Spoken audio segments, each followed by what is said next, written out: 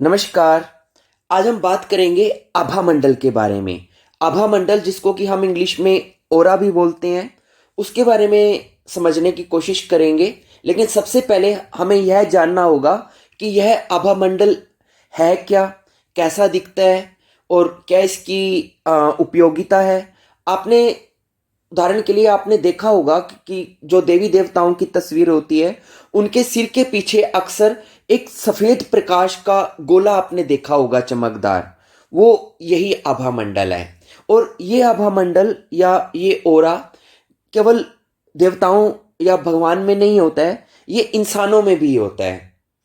और ना केवल इंसानों में, बल्कि जीव जंतु, पशु, पेड़ पौधे, सब में ये ऊर्जा या ये आभा मंडल होता है। और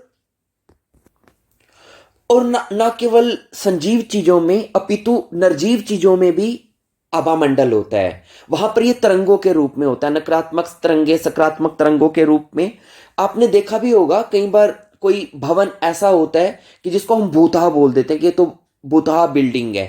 कारण वहां पर उस स्थान का जो ओरा है वो नेगेटिव होता है, वहां पर नकारात्मक तरंगों का वास होता है। और कई कई स्थान ऐसा भी होता है जहां पर हमें जाना बहुत अच्छा लगता है, और जो स्थान बहुत प्रिय होता है, जैसे मंदिर, गुरुद्वारे, जितने भी पवित्र स्थल होते हैं, यहाँ पर सकारात्मक ऊर्जा की भरमार होती है। तो इसलिए इन स्थानों का जो प्रभा मंडल है, जो जो आभा मंडल है, वो बहुत बड़ा और बहुत शुद्ध होता है। इसीलिए ऐसे स्थानों पर मनोकामनाएं भी पूर्ण होती हैं, मन को शांति भी मिलती है, क्योंकि वहां पर उस स्थान का जो आभा मंडल है वो शुद्ध होता है। और ना केवल देव स्थानों में, मंदिरों में, बल्कि सामाजिक स्थानों पे भी आपने देखा होगा, उदाहरण के लिए, कि कोई कोई ऑफिस या दुकान, कोई कंपनी ऐसी होती है जो खूब चलती है।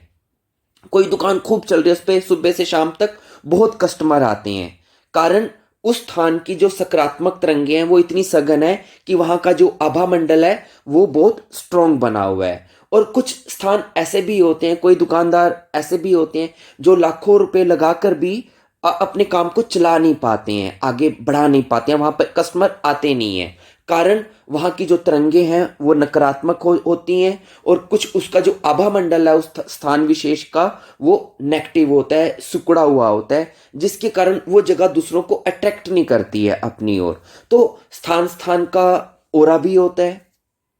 अब ये जो तरंगे होती हैं, नकारात्मक तरंगे या सकारात्मक तरंगे, या जो ओरा होता है जिसकी हम बात कर रहे हैं, इस ओरे को एक हम इलेक्ट्रॉनिक मैग्नेटिक फील्ड के तौर पर भी देखते हैं, जो हर इंसान के चारों ओर उसके प्रति रूप में होती है। लेकिन इसे आप नंगी आंखों से देख नहीं सकते। हालांकि अभी विदेशों में अभी प्रयोग हुए थे, एक फोटोग्राफी होती है, एक स्पेशल टाइप की, जिसे क्रिलॉन फोटोग्राफी बोलते हैं। तो उस फोटोग्राफी के माध्यम से इस प्रमा मंडल को देखा भी गया है, इसकी उपस्थिति को दर्ज किया गया है। जैसे कि एक्सरे के द्वारा हम शरीर के भीतर के अंगों को देख लेते हैं, ऐसे ही क्रिलॉन फोटोग्राफी के द्वारा व्यक्ति के आभा मंडल को पकड़ा गया है, उसे उसके चित्र लिए गए हैं। अब हम थोड़ा और आगे बढ़ते हैं। ये जो प्रभा मंडल है, जो आपको चित्र में भी दिख रहा होगा, जो मैंने वीडियो में लगाया हुआ है, जो व्यक्ति के चारों ओर उसकी बाउंड्री पे छाया हुआ है, ये प्रभा मंडल हमारे शरीर में, एक्चुअली हमारे सूक्ष्म शरीर का हिस्सा है। आपको मालूम है, हमारा स्थूल शरीर तो आप जानते ही हैं, जो हड्डी मांस का बना है। लेकिन इसी शरीर के बिल्कुल पीछे, इसी पैटर्न में एक और शरीर है जो वाइब्रेशन से बना है, जो प्राणों से बना है, जो एनर्जी से बना है, उसको हम सूक्ष्म शरीर बोलते हैं।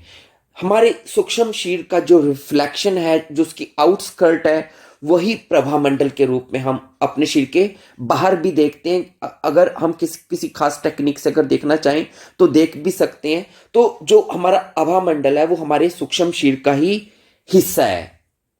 अब हमारा ये सूक्ष्म शरीर अगर जितना स्ट्रांग होगा, जितना अच्छा होगा, जितना हेल्थी होगा हमारा सूक्ष्म शरीर, उतना ही हमारा स्थूल शरीर भी स्ट्रांग होगा और हेल्थी होगा। और ना केवल स्थूल शरीर, बल्कि हमारी मानसिक और जो भावनात्मक ताकतें हैं वो भी उतनी स्ट्रांग होगी। और ना केवल मानसिक और भावनात्मक ताकतें, अपितु हम अगर हम अपने अध्यात्म में भी अगर विकास करना चाहते हैं, आध्यात्मिक रूप से अपनी साधना में अगर हम गहरे जाना चाहते हैं, तो हमारा ये प्रभा मंडल उतना ही स्ट्रांग होता चला जाएगा जितनी साधना में आप गहरे जाते चले जाएंगे। तो अगर आप अपने प्रभा मंडल को विकसित करना चाहते हैं तो आप अपनी आध्यात्मिक यात्रा से इसे विकसित भी कर सकते हैं।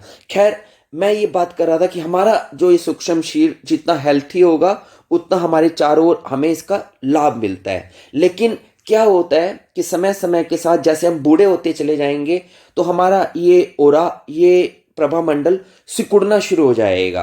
अब अभी जनरली 3-4 फुट तक हमारा ओरा रहता है, लेकिन जब जैसे जैसे मान लीजिए बीमारी आ जाती है शरीर पे तो ये ओरा 1-2 फुट सिकुड़ जाता है। और जब बूढ़ा होकर शरीर मृत्यु को प्राप्त होने वाला होता है तो ये बिल्कुल ही सिकुड़ कर खत्म हो जाता है। और जब ये ओरा, जब ये प्रभा मंडल हमारे शरीर को छोड़ देता है तो हमारा स्थूल शरीर की मृत्यु हो जाती है। लेकिन जब हमारे सूक्ष्म शरीर या हमारा प्रभा मंडल जब शरीर को छोड़ देता है तो शरीर की तो मृत्यु हो जाती है क्योंकि वो तो हड्डी मांस से बना था, लेकिन जो हमारा प्रभा मंडल है उसकी कभी मृत्यु नहीं होती है। सूक्ष्म शरीर हमारा कभी नहीं मरता है।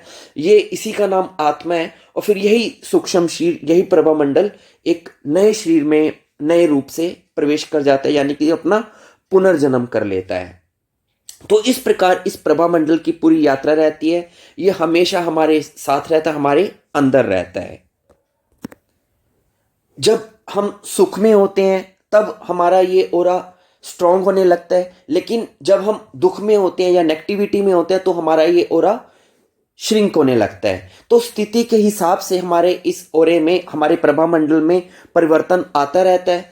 आपने देखा होगा कि कई बार कुछ लोगों को कोई शारीरिक समस्या हो जाती है और वो दवाइयां करने के बावजूद भी, बहुत इलाज करने के बावजूद भी वो बीमारी दूर नहीं हो पाती है। उसका कारण होता है कि गड़बड़ी उसके स्थूल शरीर में नहीं है, बल्कि गड़बड़ी उसके प्रभा मंडल में है। उनके प्रभा मंडल में कोई ऐसी नेगेटिविटी एंटर कर जाती है, कोई ऐसा ब्लॉक आ जाता है जिसकी वजह से वो बीमारी बन जाती है। तो जब तक हम उस ब्लॉक को खोलेंगे नहीं, उस नेगेटिविटी को अपने ओरा से बाहर निकालेंगे नहीं, तब तक हमारा वो जो शरीर है पूर्णतः स्वस्थ नहीं हो पाता है। तो कैसे हम वो कर सकते हैं वो हम लास्ट में बात करेंगे। फिलहाल हमें यह समझना है कि और ऐसे क्या कारण है जिनके कारण से हमारा आभा मंडल संकुचित हो जाता है या इसको नुकसान पहुंचता है या इसकी जो स्ट्रेंथ है वो डाउन हो जाती है। और आप नोट कैसे करेंगे कि कैसे आपको पता चले कि आपका प्रभा मंडल नेगेटिविटी में आया हुआ है, वो श्रिंक कर रहा है या कमजोर हो रहा है। उसके कुछ लक्षण होते हैं। जब भी आप अपने आप को थका हुआ महसूस करें, डाउन महसूस करें, अपने आप को इम्बैलेंस महसूस करें, निराश महसूस करें, बेचैन महसूस करें, और अगर आप किसी शारीरिक बीमारियों की तरफ बढ़ रहे हैं तो आप समझ लें कि आपका जो ओरा है उसमें ब्लॉक्स आ चुके हैं, उसमें दिक्कतें आ रही हैं, जिसके कारण आपको ये प्रॉब्लम्स आ रही हैं।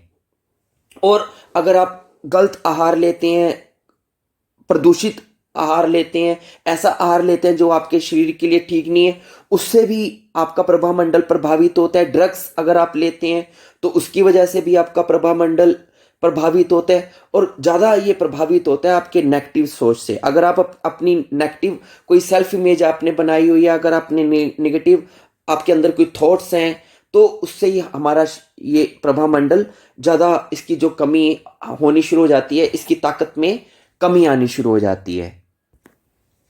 तो हम ऐसा क्या करें कि हमारा ओरा स्ट्रांग रहे, मजबूत रहे, ताकि हमें हर तरह की प्रॉब्लम से बचा के रखे।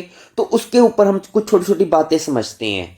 सबसे पहले आपने प्राणायाम का अभ्यास करना है। अगर आप चाहते हैं कि आपका ओरा स्ट्रांग रहे तो आप नित्य प्रति प्राणायाम का अभ्यास करें, क्योंकि जैसे कि मैंने पहले आपको बोला कि हमारा जो सूक्ष्म शरीर है वो प्राणों से बना है, वाइब्रेशन से बना है, सूक्ष्म तरंगों से बना हुआ है, और वो प्राण हमें प्राणायाम से उपलब्ध होते हैं। जब आप प्राणायाम में श्वास को भीतर खींचते हैं तो आप ऑक्सीजन ही नहीं ले रहे हैं, आप ऑक्सीजन के साथ साथ प्राणों को भी अंदर खींच रहे हैं। तो वो प्राण जब आपके प्राण शरीर में जाएंगे, सूक्ष्म शरीर में प्रवेश करेंगे, तो आपका सूक्ष्म शरीर फैलना शुरू हो जाएगा। प्राणायाम का मतलब ही है प्राणों का आयाम, यानी कि प्राणों को विस्तृत करना, फैलाना।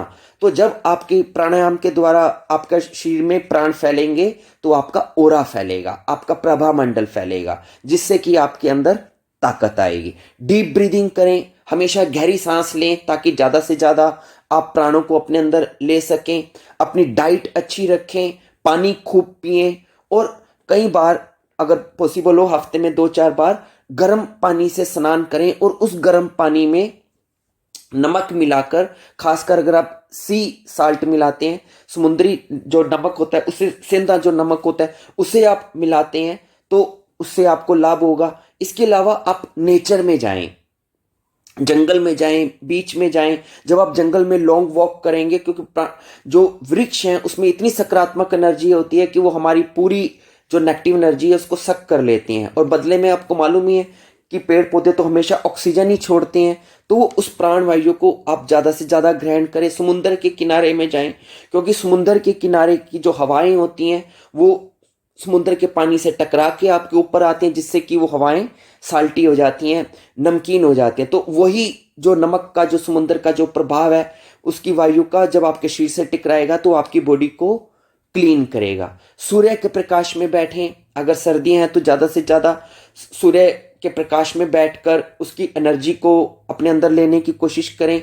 जब कभी पहाड़ों में जाएं तो झरने में नहाएं, क्योंकि झरने का जो पानी है उसको स्पेशल माना जाता है इस प्रकार की नेगेटिविटी को बॉडी से बाहर निकालने के लिए। अगर आपके ओरा में अगर किसी प्रकार की कोई नेगेटिविटी है तो, और इसके लिए आप एक प्रॉपर स्प्रे भी बना सकते हैं। आपने क्या करना है, आप एक बोतल लेंगे, स्प्रे वाली बोतल, उसमें झरने का पानी डालेंगे और कुछ बूंदे उसमें इसेंशियल ऑयल की आप डाल देंगे। तो जब आप कुछ क्लिंजिंग एसेंशियल ऑयल उस पानी में मिक्स करके फिर उस स्प्रे को आप हर रोज सुबह सुबह अपनी बॉडी पे किया करें घर से बाहर निकलने से पहले, तो इससे एक प्रोटेक्शन मिलती है और नेगेटिविटी दूर होती है।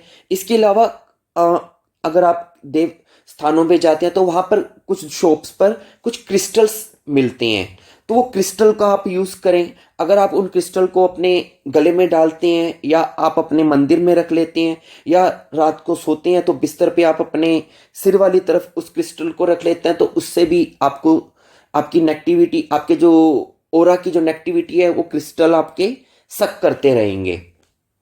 और अगर कई बार आप क्या कर सकते हैं, अगर मान लीजिए आपको लगता है कि आपका ओरा श्रिंक हो रहा है, तो आप अपने माता को या पिता को, बहन को, उनको बोलें कि वो क्रिस्टल अपने हाथ में पकड़कर आपके चारों ओर घुमाएं। जैसे आपने देखा जब नजर उतारते हैं तो कैसे करती हैं माताएं, तो क्रिस्टल हाथ में पकड़कर अगर पंजों से लेके सिर तक गोल गोल 2-3 बार घुमाते हैं और मन में भाव करते हैं कि सारी नेगेटिविटी ये क्रिस्टल सक कर रहा है, तो ऐसा होता है। तो इस प्रकार से आप अपने आप को प्रोटेक्ट कर सकते हैं। इसके अलावा जो बेस्ट तरीका है वो है कि आप ध्यान करें। ध्यान करने से 5-7 मिनट भी अगर आप स्पेशली ध्यान करते हैं इससे संबंधित, तो उतना भी इसमें एनफ रहता है।